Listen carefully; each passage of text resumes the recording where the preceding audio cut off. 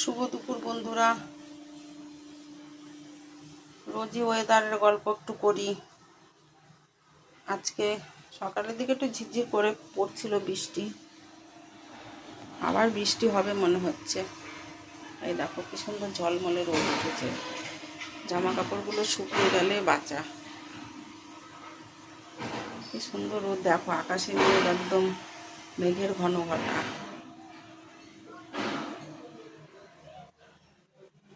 আমার রান্নাটা দেখিয়ে দিই। এই যে রান্না হয়েছে ভাত,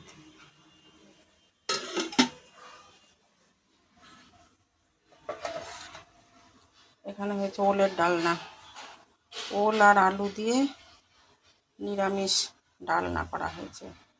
ওলের তরকারি, ওলের ডালনা, যা খুশি তোমরা একটা নাম দিয়ে দিও।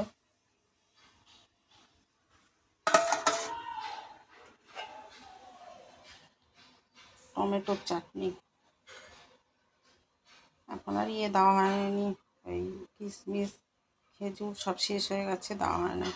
ওলের ডালনা খাওয়া হয়েছে, তারপরে আবার ওল সেদ্ধ খাওয়া হয়েছে। ওলের বড়া তোমরা কে খেয়েছো? মানে আমি সেই ডালের সঙ্গে ওই ঝাল বড়া নয়, একদম তালের বড়া যেমন করে বানাই তেমন করে ওলের বড়া। আমার ফ্রেন্ড, আমার মানে কি বলবো, আমার প্রিয় বান্ধবী একবার আমাকে খাইয়েছিল বহুদিন আগে। আমি তো ভেবেছিলাম যে তালের বড়া, আমি বাহ, তালের বড়াটা তো খুব ভালো হয়েছে।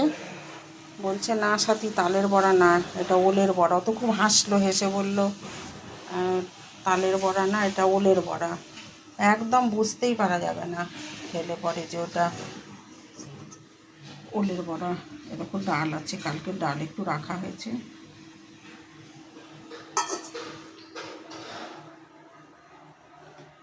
আজকে মাছ নিইনি, আজকে চিকেন রান্না করেছে মামনি।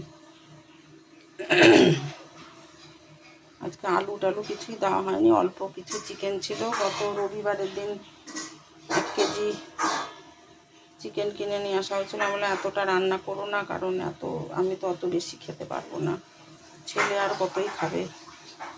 সেই জন্যে অর্ধেকটা রান্না হয়েছিল, আর মামনি খানিকটা রেখে দিয়েছিল। তা আজকে রান্না করা হয়েছে। রান্নাটা আমি একটু অন্যভাবে করতে চেয়েছিলাম, কিন্তু হয়নি, কারণ অনেক দেখো হাড় মাংস আছে। যাই হোক, যখন সলিড পিস আসবে আমি রান্না করে তোমাদের দেখাবো। পেঁয়াজ, রসুন, আদা, লঙ্কা, টমেটো সব দিয়ে এই গরম মশলা দিয়ে